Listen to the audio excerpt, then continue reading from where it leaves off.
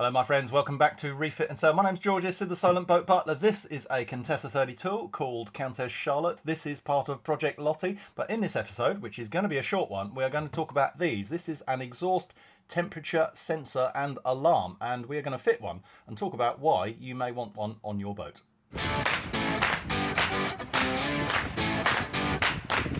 Now, if you've been following this series, you will know that this boat has been undergoing a fairly significant refit. There's lots that has been going on, but for once this is going to be a relatively short episode because I want to talk about one of these. So this is a silicon marine exhaust alarm and temperature sensor, and lots of manufacturers do actually make these. Vitus make them, NASA make them, loads of different companies make them.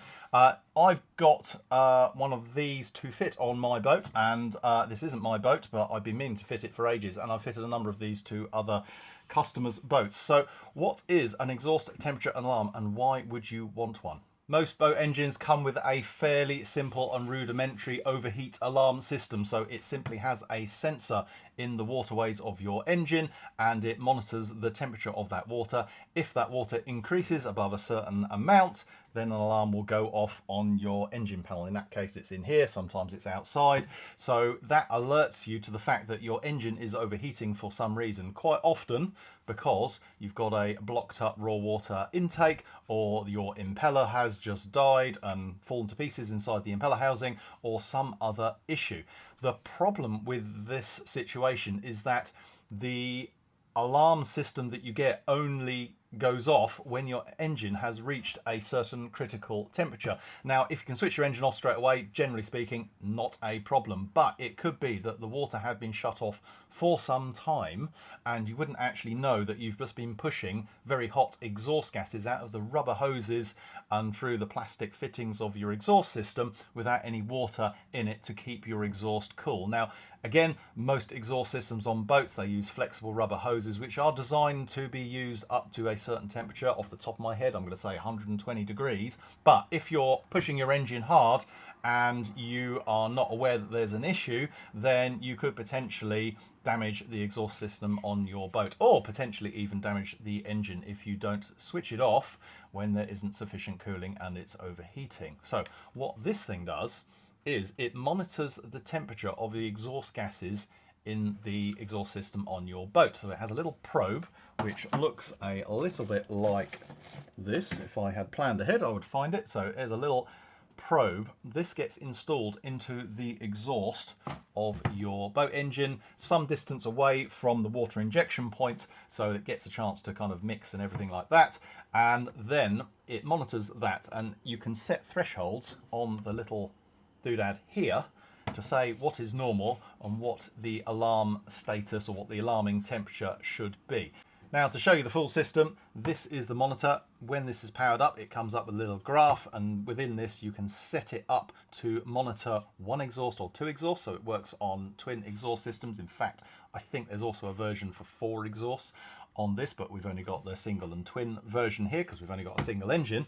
This just gets mounted, as I said, shows you a graph, and then you do the setup within this using the 2 buttons. It's super simple. There is a cable that comes out of the back of that, this thing in here, and there's a little speaker in there that you have to mount somewhere moderately dry, and this goes between this box here and another little box that again you need to mount somewhere in the dry. So this will get tucked up maybe somewhere in the engine bay behind me, and that just needs to be powered when the engine is on. So in this case I've got a Yanmar 2GM, so it's got a simple switch which switches it on. So I'm going to use that as the power feed for this box, and then it will always come alive when you start the engine, and it will switch itself off when the engine is obviously off.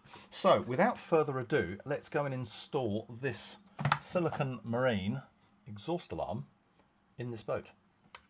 So looking aft, you can see here is the old but perfectly serviceable Yanmar 2GM, and tucked in there you can see a brand new exhaust system which I have just installed. That's the black and yellow hose, and immediately to my left here is the engine panel. So I have just put this in with a couple of screws for now, and the plan is to put the control panel for the silicon marine tuck it in right underneath here, and you can actually see, because I started this yesterday before deciding I was going to make a little video about it, I've just marked off the holes. So very helpfully they give you a drill template, this little thing here, which I guess they have printed out when the silicon marine circuit board is printed, and you can see I've just marked through there where I need some holes. Let's chuck 4 little holes in.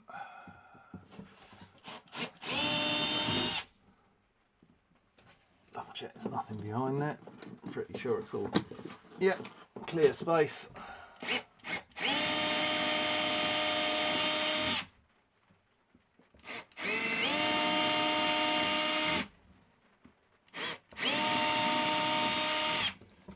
And I need a pilot hole from a hole saw, so that looks like the centre.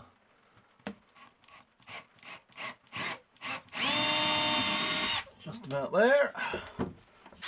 Yes, this is a very diddy little drill, if you're wondering. It's a little Bosch professional doodad, and I use it for drilling occasionally. Mostly it's my electric screwdriver, but sometimes it's quite handy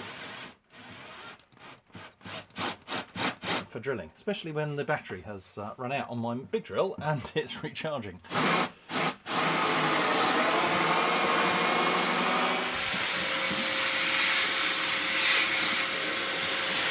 Now this should nicely fit just in there. Beautiful. Now for mounting this, it's got a slightly unusual arrangement in that it has threaded inserts in the back here to take M4 fixings, but these are very, very long. But they've also provided some wing nuts. So what I think they want me to do, which kind of makes sense, is put the wing nuts on backwards like this, wind them all the way up, and then possibly put a washer on. Put this up from the other side, put the fixing in like this. So I'm going to screw that into the back of there until it's kind of firm but not super tight, and then I can tighten the wing nut up with the washer against the back of the board. I think that's what they want me to do, but these are still very, very long. I don't really like it, to be honest with you, so I think I'm going to quickly take an angle grinder to these, work out what length they need to be, make them slightly oversized and chop them down, because otherwise they're just going to be sticking out into the back of the cupboard there, and when someone who may or may not be me goes in there fishing around for cables, they're just going to catch themselves on these things sticking out. So because I like to do things kind of properly, as though it was my own boat, I'm going to go and quickly chop them down. It'll only take me a couple of minutes. Well, you are currently looking at me from up the quarter berth because it's the only place I can put the camera. I've chopped these down so they're not sticking out anywhere near as much as they would do. Got a ribbon cable here, which hopefully you can see. I'm going to plug this into the back of the doodad here. It can only go one way, which makes it very easy. That just pushes in there. That pushes in through the hole there.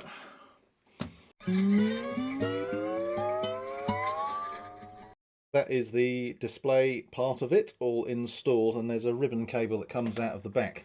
And the next bit of fun is I've just been looking to work out where best to fit.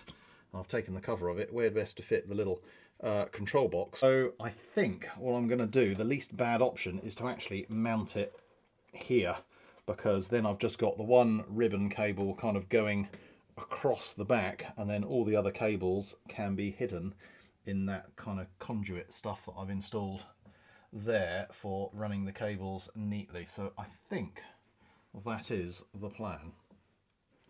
How to run cables and where to run cables and the location of things is always going to be a struggle on a relatively small boat where you're trying to cram quite a lot of stuff into a fairly small area. So it is always worth thinking about that when you are installing equipment. I know that I 100% wanted to have the controller there and discuss that with the owner, and he's happy with it.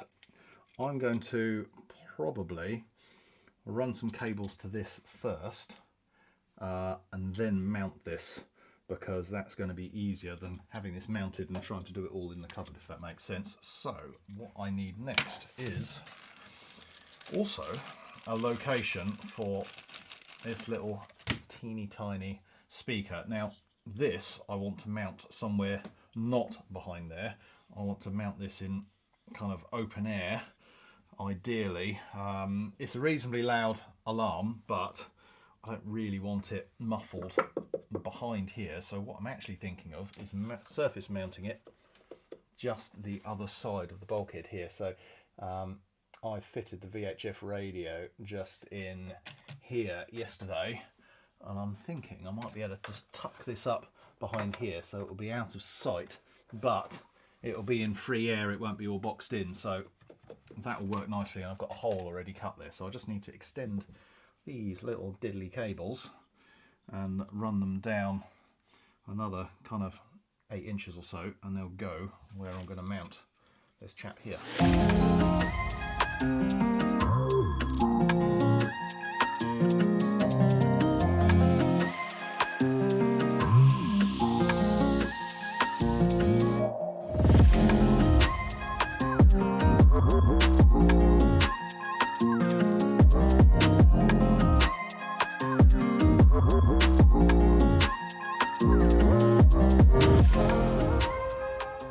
Well, I've just finished all the wiring, so it's little box is tucked in down there. I am waiting for another one of these to turn up, so I've temporarily taken something else off that negative bus bar and put it on there.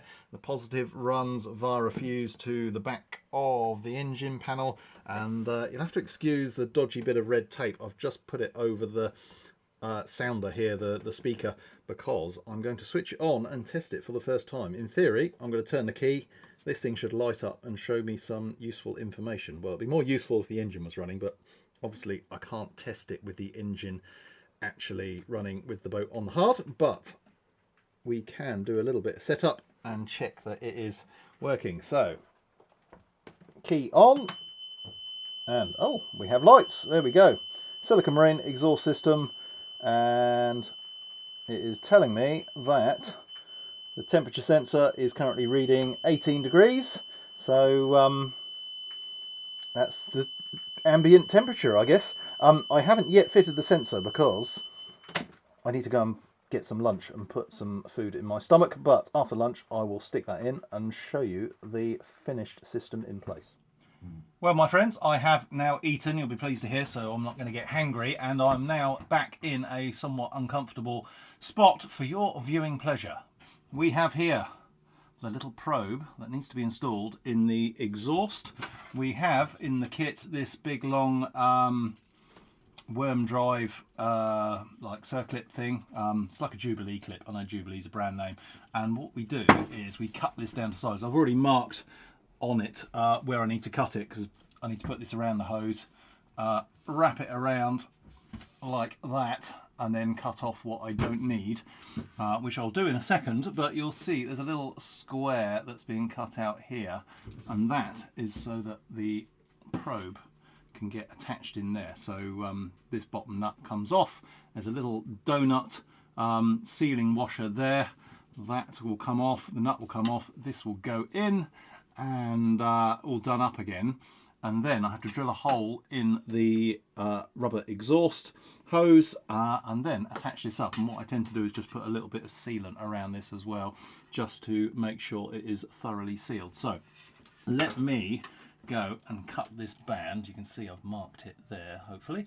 I'm going to go and cut this and then assemble it. So I will be back in just a tick. Right, I am back, and I have cut this down to size. So I now need to install my little sensor. So I'm just going to unscrew the nut, take the little tiny little rubbery donut washer nut is off, as you've probably heard, and now I'm going to pop this there. Actually, there's an anti-rattle washer. Which side does that want to be on? That's going to be pulled in, so that can't undo that way, so yeah, that's fine. Put the nut back on here. I'm trying to do this in front of the camera. So I have some spanners and a screwdriver. I wasn't sure what size it was going to be. I kind of had half a chance of getting it right, and no, but it's okay because I have brought a pair of adjustables. I don't really like using adjustables, but sometimes when you don't know what size you need and getting in and out of where you're working is tricky, an adjustable is the answer because it saves you getting in and out 17 times. Snug that up. There we go. Right, that is ready to fit once it has a little donut on it. We need to drill a hole in the hose, so let me scroll you down so you can see the engine and not my face. Here is said exhaust hose. Instructions say to drill a hole that is approximately 6 inches or 150 mil from the water injection point. The injection point is just out of shot, it's up there, and I've measured down, so we need a hole roughly here. Doesn't have to be absolutely exact because we can fine tune where the alarm goes off, but I have a whizzer.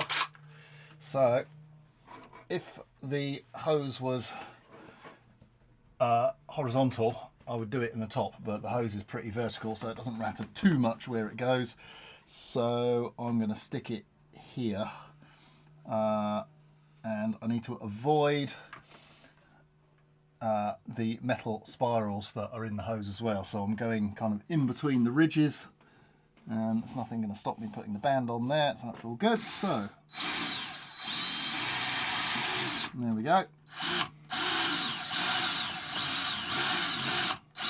Seems a bit wrong drilling a hole in a brand new hose, but we're about to seal it up. So there's our probe that can go in, and what I'm going to do now is just going to put a little smear even of a polysulfide sealant on there, which will cure and ensure that we have a 100% waterproof seal. I have a bit of sealant here, so I'm just going to put a little bit on the probe. Doesn't need a lot. In fact, get it on the other side. Pop a little bit on the finger. That's a tiny smidge. Let's get rid of that. Oops. Put some around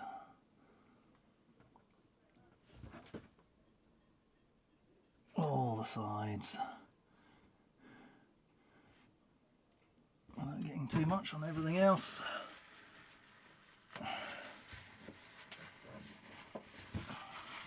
Now, push it all the way in.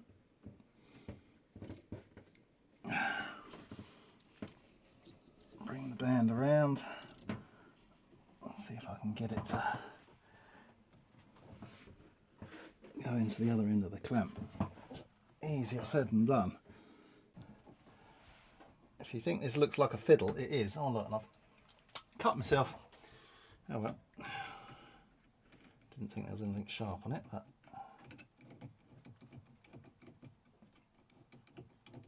there we go. That appears to be doing up. There we go. It's coming out the other side. So what it also suggests, and it supplies a cable tie with the kit, is it suggests, just so that that doesn't get caught on anything, you cable tie the cable, just leaving a little slack. So I'm just going to put this on. Just put that back up there temporarily. And now I can do it up tight. And I might actually have to put a plaster on that cut because it's quite a deep one. Occupational hazard, that is called.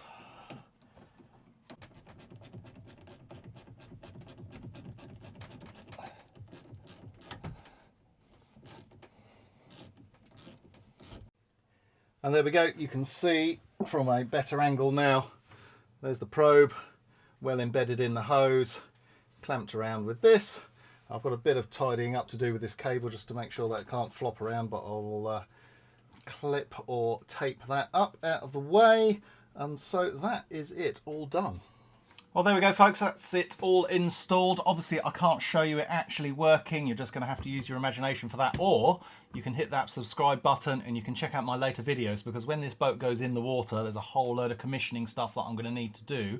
And as part of that, it will be running the engine, checking what temperature is normal for this engine when it's under load, so I can run the engine with the boat tied up to the dock, give it sort of 2,500–3,000 RPM, so the engine's under a decent amount of load and working quite hard, and we'll just see what the temperature comes up to on the display that's down here, and then we can go, okay, if it's 20 degrees higher than that, then we want the alarm to go off. And that's all you need to do in terms of the setup, and away you go. So what's really nice about this system is that it does give you an early warning if you've got a problem with your engine. It may be nothing, it may just be a little bit of weed has collected in your water filter, your raw water filter. You need to clean that out. So if the temperature rises a bit, but it doesn't mean the engine's going to overheat, you might be able to wait until you get back to the dock and then clean it out and just check you don't have any other problems. So I think that's all from me. Thank you very much for watching. Thank you if you have liked and subscribed. I really do appreciate it. And to those that financially support the show, thank you very, very much. I really do appreciate it. If you want to donate to the show, there's a link down in the description where you can buy me a beer. Just to repeat, I am in no way affiliated to or sponsored by Silicon Marine. I just happen to be fitting their products on this boat, and in my experience, it's a product that works pretty well, so I'm happy to endorse it. So thanks again for watching. I will see you next time. Bye for now.